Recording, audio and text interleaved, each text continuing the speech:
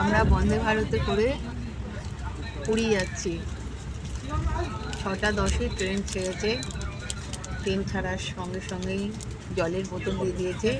এবার চা এসছে, যে ওইখানে দুধ চা দিয়েছে আর বিস্কিট দিয়েছে দুটো,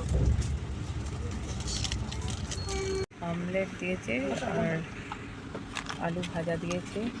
একটা চামচ আছে, বাটার, টমেটো সস, না এটা জ্যাম, এটা মনে হয়